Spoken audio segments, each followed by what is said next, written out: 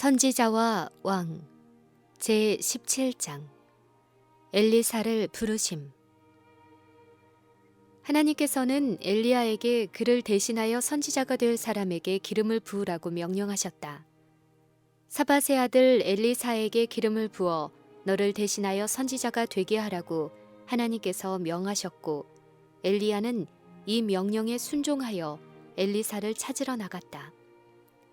엘리야가 북쪽으로 여행할 때에 그 풍경이 얼마 전에 비해 얼마나 변했는지, 그때에는 땅이 바싹 말랐고 농촌에서 일하는 모습도 보이지 않았었다. 이는 3년 반 동안 우로가 전혀 내리지 않은 까닭이었다. 그러나 이제 사방에는 한발과 기근의 시대를 보상하는 듯 식물이 돋아나고 있었다. 엘리사의 아버지는 부유한 농부였고, 그 가족들은 거의 보편화됐던 배도의 시대에도 바알에게 무릎을 꿇지 아니한 무리 중에 속해 있었다. 그들의 가정은 하나님께서 영광을 받으시는 곳이었고, 고대 이스라엘의 신앙에 충성하는 것이 날마다의 생활의 법칙이 되어 있던 곳이었다. 이와 같은 환경 속에서 엘리사는 그의 어린 시절을 보냈다. 조용한 전원 생활 가운데서 하나님의 교훈과 자연의 가르침을 배우고 유용한 일에 대한 훈련을 받음으로 단순한 습관과 부모와 하나님께 순종하는 것을 배웠다. 이것이 후일의 엘리사로 하여금 그가 차지할 높은 직분을 감당하기에 적합자가 되도록 했다. 엘리사가 선지자의 소명을 받은 것은 그가 아버지의 종들과 함께 밭을 갈고 있을 때였다. 그는 가장 가까이 있는 일에 종사하였다. 그는 사람들을 지도할 능력과 섬기고자 하는 겸비한 마음을 함께 소유하고 있었다. 그는 조용하고 온순한 정신을 가졌음에도 불구하고 활동적이고 확고부동하였다. 그는 성실함과 충실함과 하나님께 대한 사랑과 경외심을 가지고 있었고, 매일의 평범한 일과에서 강한 목적과 고상한 품성을 향상시켰으므로 그의 은혜와 지식이 끊임없이 증가하였다. 그는 집안일에 그의 아버지와 협력함으로 하나님과 협력하는 것을 배우고 있었다. 작은 일에 충실함으로 엘리사는 더욱 무거운 임무를 맡을 준비를 하고 있었다. 그는 날마다의 실제적인 경험을 통하여 보다 넓고 높은 사업에 대한 적합성을 얻었다. 그는 섬기는 일을 배웠고, 이것을 배움으로 또한 가르치는 법과 인도하는 법도 배웠다. 이 교훈은 모든 사람을 위한 것이다. 하나님의 훈육하시는 목적이 무엇인지 아무도 알 수 없으나, 모든 사람들은 작은 일에 충실히 하는 것이 큰 책임을 지기에 적합하다는 증거라는 사실을 확신할 수 있다. 생애의 모든 행동은 품성의 표현이다. 따라서 작은 의무에 있어서 부끄러울 것이 없는 일꾼임을 스스로 입증하는 사람은 하나님께서 그를 높여 보다 높은 책임을 맡게 하실 것이다. 작은 일을 어떻게 하든지 상관없다고 생각하는 사람은 자기 자신이 보다 높은 직분을 맡기에 부적합하다는 것을 증거하는 것이다. 자기 스스로는 큰 의무를 수행하기에 충분한 능력이 있다고 생각할지 모르나, 하나님께서는 외모보다 더 깊은 곳을 들여다보신다. 시험과 시련 후에 저울에 달려서 부족함이 배었다는 선고가 그에 대하여 기록된다. 자신의 불충실은 자신에게 돌아간다. 그는 전적인 복종을 통해서 받을 수 있는 은혜와 능력과 품성의 힘을 받지 못한다. 직접적으로 어떤 종교적 사업에 관계하고 있지 않기 때문에 저희 생애는 무용하고 저희는 하나님의 나라를 촉진시키는 일에 아무것도 하고 있지 않다고 느끼는 사람들이 많다. 만일 그들이 어떤 큰 일을 할 수 있게 된다면 얼마나 큰 기쁨으로 그 일을 떠맡을 것인가. 그러나 저희가 작은 일에만 봉사할 수 있는 까닭에 그들은 아무 일도 하지 않아도 괜찮다고 스스로 생각한다. 그것은 잘못된 생각이다. 평범한 매일의 의무에 종사하는 동안, 곧 나무를 베고 정지 작업을 하고 농사를 짓는 동안 하나님을 위해 적극적으로 봉사할 수 있다. 그리스도를 위하여 자녀들을 양육하는 어머니는 목사가 설교하는 것과 마찬가지로 참으로 하나님을 위하여 일하고 있는 것이다. 그 일들을 수행함으로 생활을 향기롭게 할 수 있는 손 가까이에 있는 의무들은 돌아보지 않으면서 놀랄만한 사업을 할 수 있는 특별한 재능을 갈망하는 사람들이 많다. 이러한 사람들로 하여금 바로 저희 앞길에 놓인 의무를 수행하도록 하라. 성공은 재능보다 정력과 자발성에 더욱 많이 달려있다. 우리들로 하여금 받으실 만한 봉사를 할 수 있게 하는 것은 훌륭한 재능이 아니라 매일의 의무를 양심적으로 수행하고 만족하게 여기는 정신, 다른 사람들의 복리에 대하여 소박하고 진실한 관심을 가지는 정신에 있다. 가장 천한 형편에서 참된 미덕을 발견할 수 있다. 성실하고 충실하게 수행한 가장 평범한 일들이 하나님이 보시기에 아름다운 것이다. 하나님의 지시를 따라 후계자를 찾고 있던 엘리야는 엘리사가 갈고 있는 밭을 지나가다가 그 젊은이의 어깨에 성별의 겉옷을 던졌다. 기근 동안 사밧의 가족들은 엘리야의 사업과 사명을 잘 알고 있었으며 이제 하나님의 성령은 엘리사의 마음에 선지자의 행동이 의미하는 바에 대하여 깊은 감명을 받도록 하셨다. 이것은 하나님께서 엘리사를 엘리야의 후계자로 부르셨다는 신호였다. 저가 소를 버리고 엘리야에게로 달려가서 이르되 청컨대 나로 내 부모와 입맞추게 하소서. 그러한 후에 내가 당신을 따르리이다 라고 하였다. 엘리야는 돌아가라. 내가 내게 어떻게 행하였느냐 라고 대답하였다. 이것은 거절이 아니요 믿음의 시험이었다. 엘리사는 대가를 계산해 보아야 하였다. 즉 부르심을 받아들이든지 거절하든지 스스로 결정해야 하였다. 만일 그의 소망이 자기의 집과 그 이익에 집착한다면 그는 집에 머무를 자유가 있었다. 그러나 엘리야는 그 부르심의 뜻을 깨달았다. 그는 이 부르심이 하나님께로부터 온 것임을 알고 순종하기를 주저하지 아니하였다. 어떠한 세속적 이익도 그에게 하나님의 사신이 되는 특권이나 하나님의 종과 교제하는 특권을 희생하게 하지 못하였다. 엘리사는 소 한 겨리를 취하여 잡고 소의 기구를 불살라 그 고기를 삶아 백성들에게 주어 먹게 하고 일어나 가서 엘리야를 좇으며 수종들었다. 엘리사는 주저하지 않고 그가 사랑하던 집을 떠나 불안정한 생활을 하는 선지자를 수종하러 갔다. 만일 엘리사가 엘리야에게 자기에게 기대하는 바, 곧 자기가 할 일이 무엇인지를 물었더라면 그는 이러한 대답을 얻었을 것이다. 하나님께서 아시며 하나님께서 그대에게 이것을 알리실 것이다. 만일 그대가 여호와를 섬긴다면 여호와께서 그대의 모든 의문에 대답하실 것이다. 만일 그대가 하나님께서 그대를 부르셨다는 확신을 갖는다면 그대는 나와 함께 할 것이다. 하나님께서 내 뒤에 서 계시며 그대가 듣는 것은 하나님의 음성임을 스스로 알라. 만일 그대가 모든 것을 진토로 여길 수 있다면 그대는 하나님의 은총을 얻을 수 있으니 오라. 내가 무슨 선한 일을 하여야 영생을 얻으리이까? 라는 질문을 가지고 온 젊은 관원에게 하신 그리스도의 대답에는 엘리사에게 하신 부르심과 동일한 부르심이 있었다. 그리스도께서는 네가 온전하고자 할진대 가서 네 소유를 팔아 가난한 자들을 주라. 그리하면 하늘에서 보화가 네게 있으리라. 그리고 와서 나를 좇으라고 대답하셨다. 엘리사는 봉사를 위한 부르심을 받아들이고 그가 버린 향락이나 안락을 뒤돌아보지 아니하였다. 젊은 관원은 구세주의 말씀을 들을 때에 재물이 많음으로 근심하며 가버렸다. 그는 자원하여 희생하려고 하지 않았다. 재물에 대한 그의 사랑이 하나님께 대한 사랑보다 컸었다. 그는 그리스도를 위하여 모든 것을 버리기를 거절함으로써 자신이 주님의 봉사 사업에서 한자리를 차지할 가치가 없음을 증거하였다.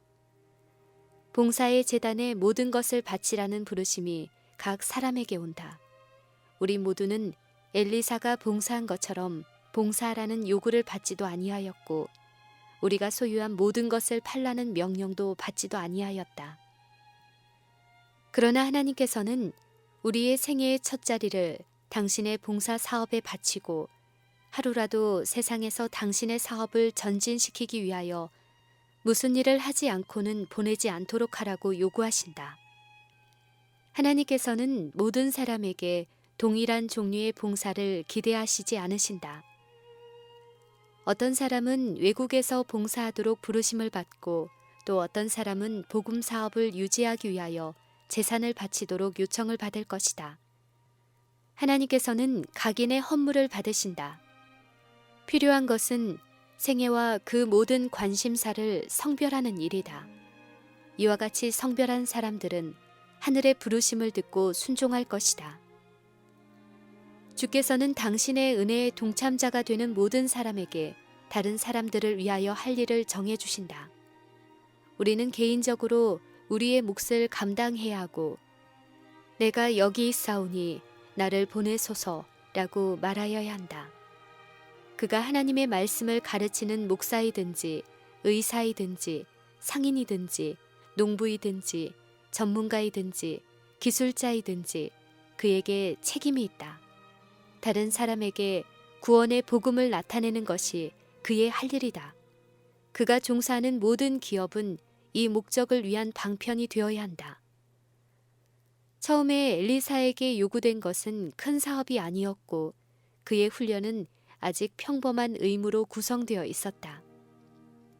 엘리사는 그의 선생 엘리야의 손에 물을 부으라는 요청을 받았다. 그는 여호와께서 명하신 것은 무엇이든지 자원하여 하려고 하였고 모든 일에서 그는 겸손과 봉사의 공과를 배웠다. 선지자 개인의 수종자로서 그는 계속 작은 일에 충성을 다하는 한편 날마다 굳센 목적을 가지고 하나님께서 그에게 맡기신 사명에 헌신하였다. 엘리야와 연합한 후에 엘리사의 생애에 시험이 없었던 것은 아니다. 그는 많은 시련을 당하였으나 위기 때마다 하나님을 의지하였다. 그는 떠나온 집을 생각하고 싶은 유혹을 받았으나 그러한 유혹에 유의하지 않았다. 그는 쟁기를 손에 잡고 뒤를 돌아보지 않기로 결심하였고 시험과 시련을 통하여 맡은 임무에 충실함을 입증하였다. 목사의 직임은 하나님의 말씀을 전파하는 것보다 훨씬 더 많은 것을 의미한다. 그것은 마치 엘리야가 엘리사를 훈련시킨 것처럼 청년들을 훈련시키는 것을 의미한다. 그들을 평범한 의무에서 취하여 하나님의 사업에서 져야 할 책임을 지게 하는 것이다. 처음에는 작은 책임을 지우다가 저희가 힘과 경험을 얻게 되면 보다 큰 책임을 지도록 한다. 목사들 가운데는 신앙과 기도의 사람, 태초부터 있는 생명의 말씀에 관하여는 우리가 들은 바요, 눈으로 본 바요, 주목하고 우리 손으로 만진 바라. 우리가 보고 들은 바를 너희에게도 전한다고 말할 수 있는 사람들이 있다. 젊고 경험 없는 교역자들은 이런 경험 있는 하나님의 종들과 관련을 가지고 실제적으로 일을 함으로 훈련을 받아야 한다. 이리하여 그들은 책임을 지는 방법을 배우게 된다. 젊은 교역자들을 훈련시키는 사람들은 고상한 봉사를 하고 있는 것이다. 주께서 친히 그들의 노력에 협력하신다. 그리고 거룩한 말씀을 위탁받은 청년들, 곧 열렬하고 경건한 교역자들과 가까이 교제할 수 있는 특권을 가진 자들은 그들의 기회를 가장 잘 이용하여야 한다. 하나님께서 그들을 당신의 봉사 사업을 위하여 택하시고 그 사업에 가장 적합한 사람이 될 수 있는 곳에 두심으로 그들을 높이셨으니 그들은 겸손하고 충성스러워야 하고 순종하여야 하며 또 자원하여 희생하여야 한다.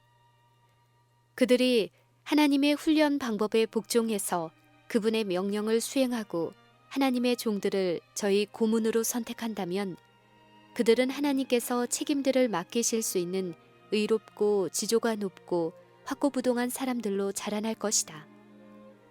복음이 순수한 그대로 선포될 때 사람들은 그들의 마음을 크게 사로잡고 있는 농장과 상업적인 직종에서 부르심을 받아 경험 있는 사람들과 관련을 맺어 교육을 받게 될 것이다.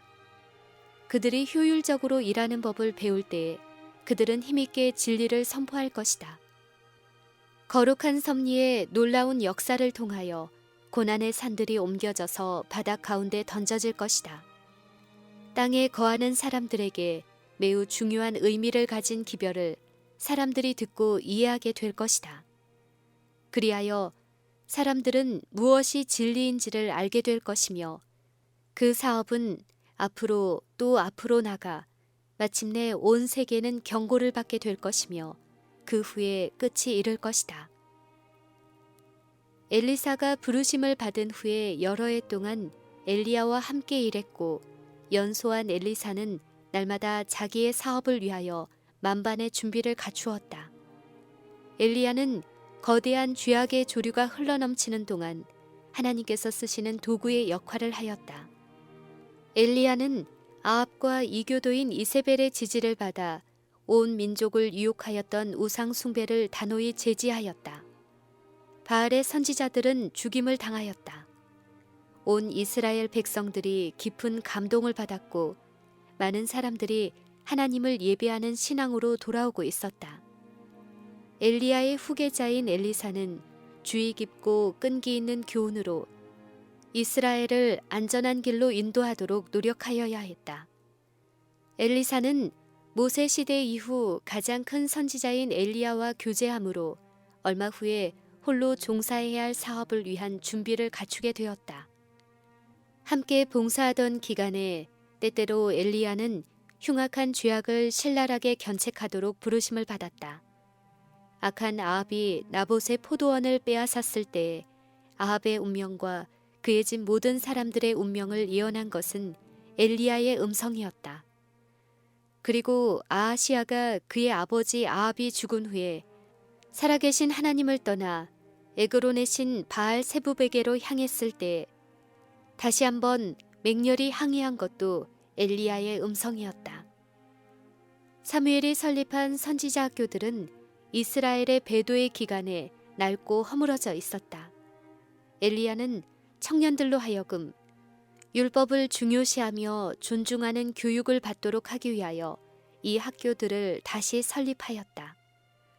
이들 중 길갈과 베델과 여리고에 있던 세 학교가 기록에 남아있다.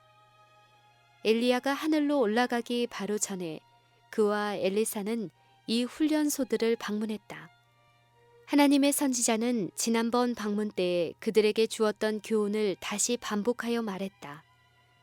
특별히 그는 하늘에 계신 하나님께 대한 그들의 충성심을 충실히 유지할 고귀한 특권에 관하여 그들을 교훈하였다.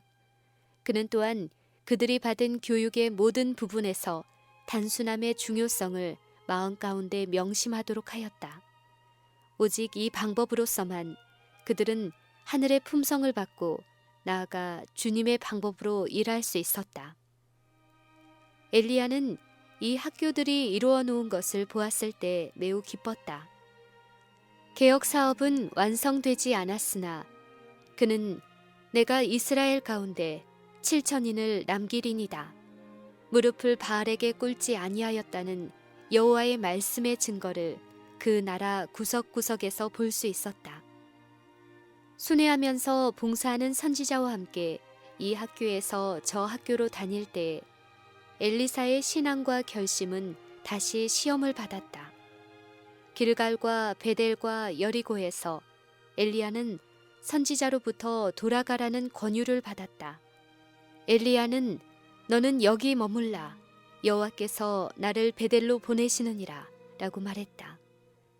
그러나 엘리사는 쟁기로 경작하던 초기의 노동에서 실패하거나 낙담하지 말아야 할 것을 배웠다. 이제 그는 다른 분야의 의무의 쟁기를 손에 잡았고 그것을 잡은 그의 목적을 전환하기를 원치 않았다. 그는 봉사 사업을 위하여 더욱더 적합한 자가 될 수 있는 기회가 남아있는 한 그의 주인에게서 떠나기를 원치 아니하였다. 엘리야는 모르고 있었지만 그의 승천에 대한 계시가 선지자 학교에 있는 그의 제자들과 특별히 엘리사에게 알려져 있었다. 이제 하나님의 사람의 시험받은 종은 그의 곁에 가까이 있었다. 돌아가라고 권유할 때마다 그는 여호와의 사심과 당신의 혼의 삶을 가리켜 맹세하노니 내가 당신을 떠나지 아니하겠나이다 라고 대답하였다. 이에 두 사람이 행하니라. 그 두 사람이 요단가에 섰더니 엘리야가 겉옷을 취하여 말아 물을 치매 물이 이리저리 갈라지고 두 사람이 육지 위로 건너더라. 건너매 엘리야가 엘리사에게 이르되 나를 내게서 취하기 전에 내가 내게 어떻게 할 것을 구하라고 하였다. 엘리사는 세속적 명예나 세상의 위대한 사람들 중에 높은 지위를 구하지 않았다. 그가 갈망한 것은 승천으로 영광스럽게 되는 엘리사에게 매우 너그럽게 내려주셨던 성령을 풍성히 내려주시는 것이었다.